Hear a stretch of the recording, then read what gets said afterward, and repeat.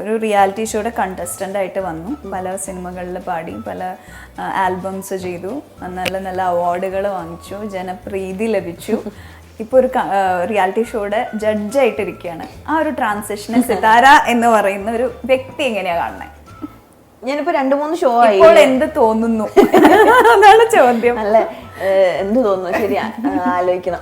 ഞാനിങ്ങനെ ഇപ്പൊ 2-3 ഷോസിലായി ഇങ്ങനെ ഇപ്പൊ ജഡ്ജിങ് പാനലിന്റെ ഭാഗമായിട്ടിരിക്കുന്നത്. അപ്പൊ ആദ്യമായിട്ട് ഇത് എന്നോട് പറഞ്ഞപ്പോൾ എനിക്ക് നല്ല കൺഫ്യൂഷൻ ഉണ്ടായിരുന്നു, എങ്ങനെയാണ് ഞാൻ പോയിരുന്നിട്ട് എന്താ ഞാൻ ചെയ്യേണ്ടതെന്നുള്ളത്. പക്ഷെ എനിക്ക് തോന്നിയൊരു കാര്യം എന്താ വെച്ചാൽ, പലപ്പോഴും കുട്ടികളുടെ പരിപാടികളാണ് ഞാൻ ഇരുന്നിട്ടുള്ളത്. അപ്പോൾ ഈ കണ്ടസ്റ്റന്റ് എന്നുള്ള രീതിയിൽ ജീവിതത്തിൻ്റെ ഒരു പ്രധാന പങ്ക് ചെലവഴിച്ച ഒരാളാണ് ഞാൻ. അപ്പോൾ അവിടെ നിൽക്കുന്ന ഒരാളുടെ മാനസികാവസ്ഥ, അവര് എന്തൊക്കെ തരത്തിലുള്ള ഈ പ്രാക്ടീസ് സീസണുകളിലൂടെയാണ് കടന്നു പോകുന്നതെന്നൊക്കെ എനിക്ക് ശരിക്കും അറിയാം. അപ്പൊ എനിക്ക് പൂർണ്ണമായിട്ട് ബോധ്യമുള്ളൊരു സ്ഥലം എന്താണെന്ന് ചോദിച്ചാൽ ഒരുപക്ഷെ എനിക്ക് ഏറ്റവും ഉറപ്പിച്ച് പറയാൻ പറ്റുന്നത് അതാണ്.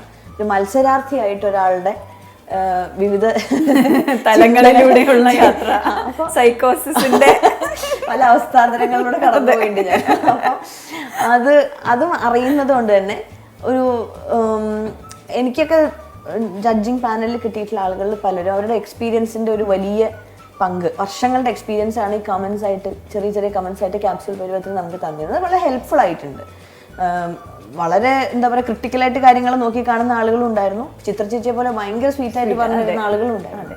അപ്പൊ അതൊക്കെ പല രീതിയിൽ നമ്മൾ ഹെൽപ്പ് ചെയ്തിട്ടുണ്ട്. എന്താ പറയാ, കോൺഫിഡൻസ് കൂട്ടാനും ഈ എന്താ പറയാ ഈ നെഗറ്റീവ് ആയിട്ടുള്ള കമന്റ്സ് കേൾക്കേണ്ടി വരുമല്ലോ എന്തായാലും നമുക്ക് ലൈഫിൽ. അത് പകുതിയിലധികം അങ്ങനെ കൂടുതൽ, പ്രത്യേകിച്ച് ഇപ്പൊ സോഷ്യൽ മീഡിയയിലൊക്കെ വരുമ്പോൾ നമുക്ക് അതൊക്കെ കൺഫ്രണ്ട് ചെയ്യേണ്ടി വരും.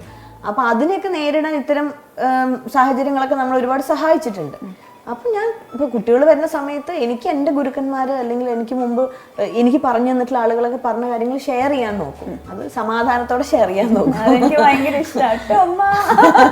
അപ്പം ഉണ്ട് അത്. പ്രത്യേകിച്ച് കുട്ടികളാകുമ്പോൾ നമ്മളിങ്ങനെ അത്ഭുതത്തോടെ നോക്കിയിരിക്കും. പുതിയ പുതിയ ടാലന്റുകൾ എന്ന് പറഞ്ഞു കഴിഞ്ഞാൽ ഒരു പേടിയില്ലാണ്ട്, ഒരു പരിഭ്രമം ഇല്ലാണ്ട് കാര്യങ്ങൾ അവതരിപ്പിക്കുന്ന കാണുമ്പോൾ അതിലൊരു ഇൻസ്പിറേഷൻ വേറെ ഉണ്ട് കിട്ടാൻ.